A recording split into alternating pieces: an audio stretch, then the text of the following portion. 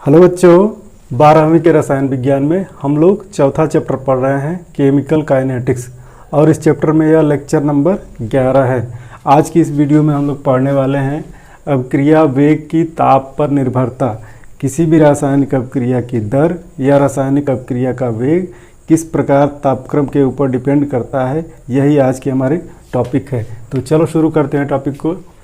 अधिकांश रासायनिक अभिक्रियाओं का वेग ताप वृद्धि के साथ बढ़ता है। ये चीज़ हम लोग पहले से जानते हैं, जैसा कि इस चैप्टर के तीसरे वीडियो में इसके ऊपर चर्चा भी हुई थी कि रासायनिक अभिक्रिया का वेग जैसे हम ताप बढ़ाते हैं वैसे बढ़ता है। ऐसा अधिकांश रासायनिक अभिक्रियाओं में होता है। कुछ ही ऐसी रासायनिक अभिक्रियाएं हैं जिनमें तापक्रम वृद्धि के साथ अभिक्रिया का वेग नहीं बढ़ता है, और वो रासायनिक अभिक्रियाएं हैं एक्सोथर्मिक या ऊष्माक्षेपी रासायनिक अभिक्रियाएं।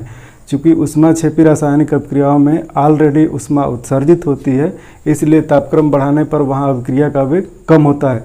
लेकिन अधिकांशतः रासायनिक अभिक्रियाएं ऊष्माशोषी होती हैं, इसलिए तापक्रम बढ़ाने पर अभिक्रिया का वेग भी बढ़ता है। किसी रासायनिक अभिक्रिया में 10 डिग्री सेल्सियस ताप वृद्धि करने पर अभिक्रिया के वेग स्थिरांक में लगभग 2 गुनी वृद्धि होती है। अर्थात अभिक्रिया का वेग 10 डिग्री सेल्सियस के ताप वृद्धि पर लगभग 2 गुना हो जाता है। ऐसा अधिकांशतः रासायनिक अभिक्रियाओं में देखा गया है कि अभिक्रिया का तापक्रम यदि हम 10 डिग्री सेल्सियस बढ़ा देते हैं तो उसका वेग स्थिरांक लगभग 2 गुना बढ़ता है। इसको हम दूसरे शब्दों में यह भी कह सकते हैं कि अभिक्रिया का तापक्रम 10 डिग्री सेल्सियस बढ़ा देने पर अभिक्रिया का वेग लगभग 2 गुना बढ़ जाता है।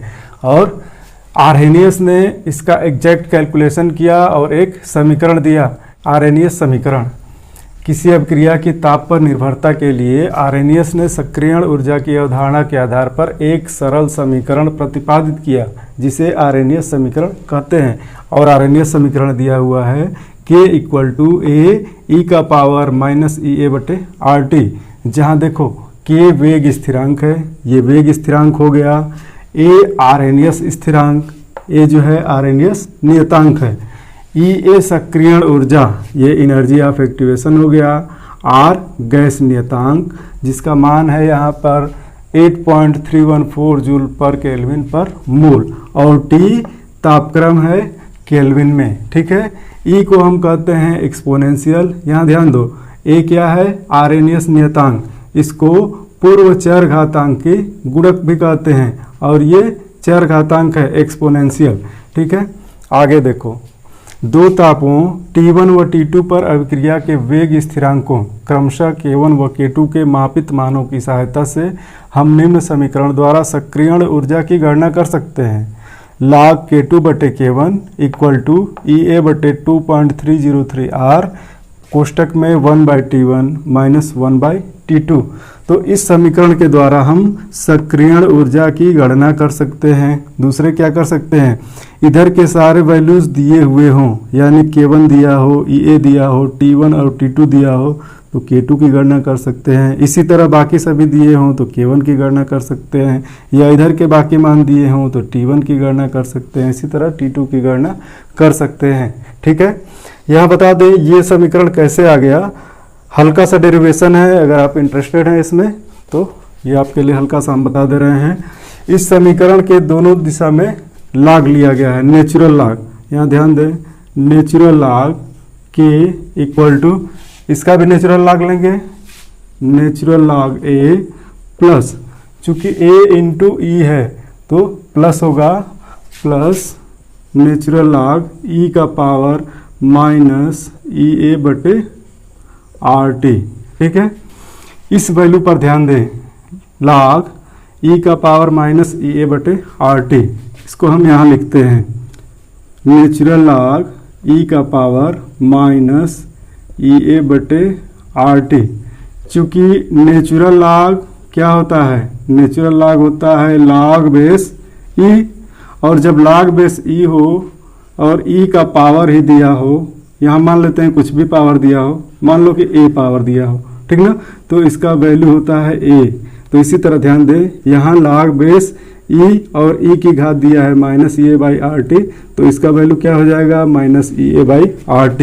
यहाँ लिखते हैं log K = log A ये minus E A by R T आएगा, तो प्लस की जगह हम यहाँ माइनस लिखेंगे, minus E A by R T. ठीक है, यदि ताप T1 पर वेग स्थिरांक K1 तथा T2 पर वेग स्थिरांक K2 हो, T2 पर वेग स्थिरांक K2 हो, तो यहाँ हम वैल्यूज को रखेंगे log K1 equal to log A, ये तो कांस्टेंट है, माइनस ई ए बटे आर टी 1।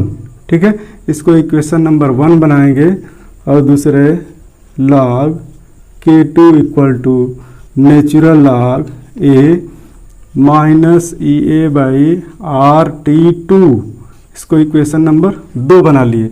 अब ध्यान दें, यहाँ समीकरण 2 में से 1 को घटा देते हैं, समीकरण 2 ऋण समीकरण 1 घटाने पर बहुत जगह नहीं है, यहाँ log A ये भी है और log A ये भी है, क्या हो जाएंगे, दोनों कैंसिल हो जाएंगे। इधर से लिखते हैं log K2 minus log K1 equal to, ये तो खत्म हो गए, क्या बच रहा है, देखें इस वैल्यू में से इसको घटाना है, इसको घटाना है और इसके पहले भी माइनस है, एक माइनस और लगेगा तो ये प्लस हो जाएगा, इसको हम पहले लिखेंगे। ये वैल्यू चूंकि प्लस हो जा रहा है तो ई ए बटे R T 1 minus E A बटे आर टी 2, यहाँ से ई ए बटे आर दोनों में है, ये कॉमन निकाल लेंगे हम और इसको क्या लिख सकते हैं, log K2 बटे K1 लिख सकते हैं बराबर ई ए बटे आर हम निकाल लिए कॉमन, क्या बचा 1 by T1 minus 1 by T2। ठीक है, इतना समझ में आया है। अब यहीं से हम क्या लिखेंगे, देखें ये नेचुरल log है, इसकी जगह हम log बेस 10 रखेंगे तो एक गुणक आएगा 2.303, तो यहाँ क्या हो जाएगा 2.303 log बेस 10 K2 बटे K1, तो 2.303 को हम इस साइड लेके आएंगे, या log base 10 K2 by K1 equal to E A बटे 2.303 R और ब्रैकेट में 1 by T1 minus 1 by T2। ठीक है, तो ये डेरिवेशन है, ये इक्वेशन यही प्राप्त हो चुका है। ठीक है, तो इस तरह से हम इस इक्वेशन को डिराइव कर लेते हैं और बोर्ड परीक्षा के लिए ये डेरिवेशन बहुत इंपॉर्टेंट नहीं है, लेकिन कॉम्पिटिटिव एग्जाम्स के लिए ये इंपॉर्टेंट है। तो अब हम आगे चलेंगे और एक एग्जाम्पल द्वारा देखेंगे कि तापक्रम बढ़ाने पर अभिक्रिया के दर पे कैसे प्रभाव पड़ता है, अभिक्रिया का दर किस प्रकार से बढ़ता है। तो आप जल्दी से इसका स्क्रीनशॉट ले लें और हम आगे बढ़ते हैं। तो चलो एक सिंपल सा एग्जाम्पल लेते हैं हम। उदाहरण है H2 प्लस I2 से बन रहा है 2HI, हाइड्रोजन आयोडाइड का निर्माण हो रहा है हाइड्रोजन गैस और आयोडीन गैस से। हाइड्रोजन गैस और आयोडीन गैस अभिकारक हो गए और हाइड्रोजन आयोडाइड उत्पाद हो गया। इसके लिए हम यहाँ ग्राफ प्लॉट कर रहे हैं, आप समझने का प्रयास करें इसको। इधर बना दे रहे हैं ऊर्जा बढ़ते क्रम में, ये पोटेंशियल एनर्जी है, स्थितिज ऊर्जा अभिकारक अणुओं की, और इधर कोर्स ऑफ रिएक्शन अभिक्रिया की प्रगति।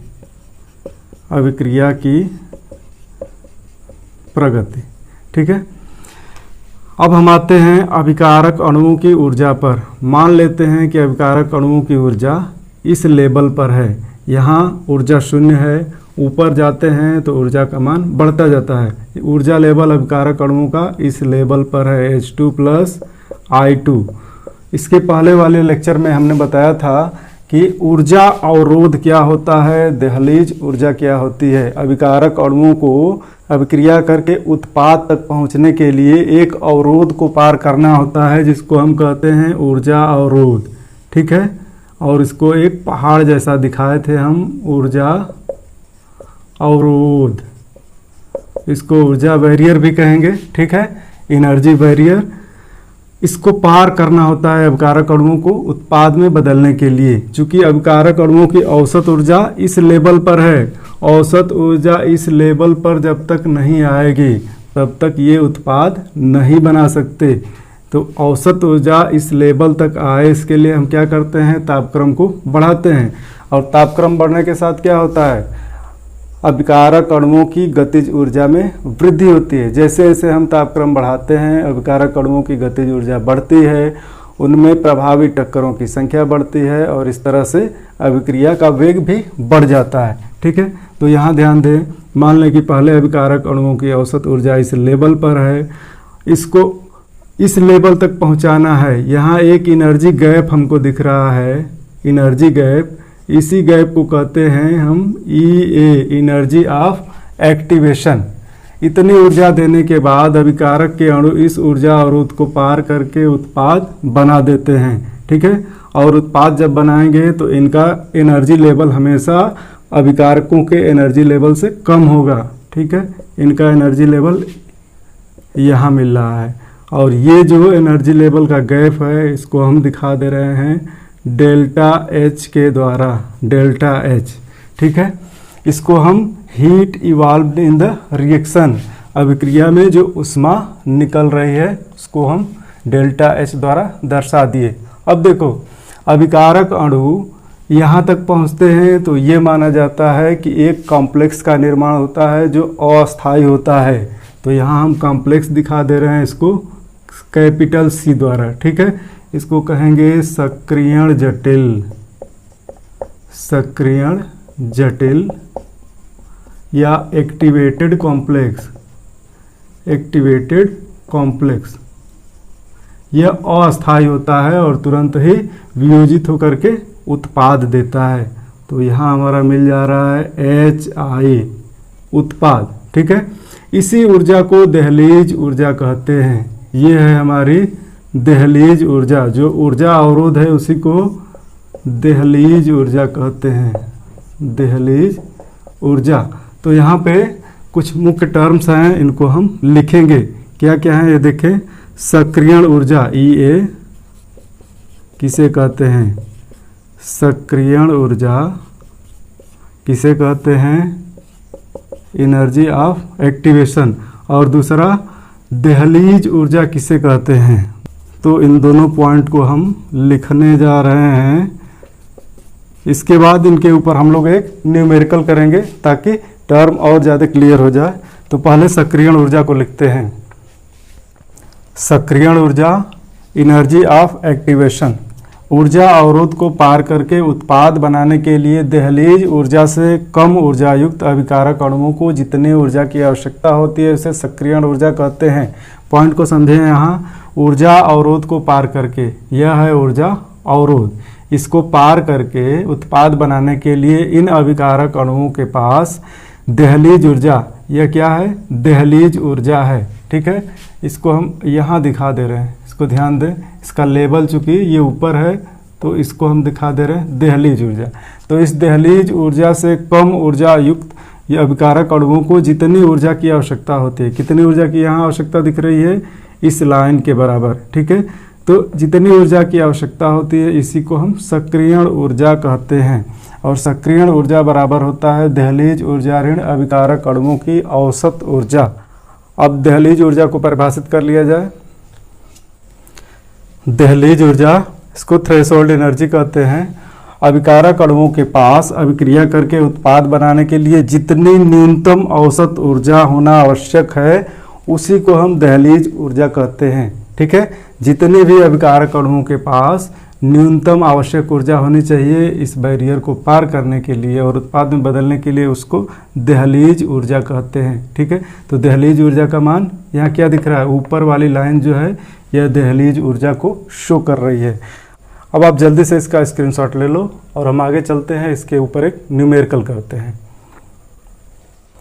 प्रश्न है 10 डिग्री सेल्सियस ताप पर A के उत्पाद में विघटन के लिए, A के उत्पाद में विघटन के लिए यानी एक रासायनिक अभिक्रिया है जिसमें A विघटित होकर उत्पाद बना रहा है। ठीक है, इसके लिए K का मान दिया है 4.5 × 10⁻³ सेकेंड इनवर्स तथा सक्रियण ऊर्जा 60 किलो जूल प्रति मोल है। किस ताप पर के का मान 1.5 × 10⁴ सेकेंड इनवर्स होगा। यहाँ क्या क्या दिया है पहले इसको हम लिख दे रहे हैं। 10 डिग्री सेल्सियस ताप पर, एक ताप दिया हुआ है, दूसरा ताप पूछ रहा है, ठीक है। 10 डिग्री सेल्सियस ताप पर के का मान दिया है, तो इस ताप को यदि हम T1 लिखते हैं, T1 = 10 डिग्री सेल्सियस, इसको क्या करना होगा, केल्विन में चेंज करना होगा। इसमें कितना जोड़ेंगे, 273, 10 + 273 = 283 केल्विन। T1 पर ये के का मान दिया है, इसको हम K1 लिखेंगे। K1 = 4.5 × 10⁻³ सेकेंड इनवर्स, ठीक है। अब ध्यान दें, T2 हमको ज्ञात करना है, किस ताप पर, T2 की वैल्यू निकालना है, और K2 का मान ये दिया हुआ है, K2 = 1.5 × 10⁴ सेकेंड इनवर्स। और क्या दिया है, सक्रियण ऊर्जा दिया है, एनर्जी ऑफ एक्टिवेशन कितना दिया है, 60 किलो जूल प्रति मोल। यह किलो जूल में दिया है, इसको क्या करना होगा, सबसे पहले जूल में चेंज करेंगे। जूल में चेंज करेंगे तो 1000 का गुणा करेंगे, ये क्या हो जाएगा, 60,000 जूल प्रति मोल। अब यहाँ इक्वेशन लिखे हम, और इसके बाद सारी वैल्यूज को रखते हैं, T2 का वैल्यू ज्ञात करते हैं। Log K2/K1 = EA/2.303 R bracket में 1/T1 - 1/T2, ठीक है।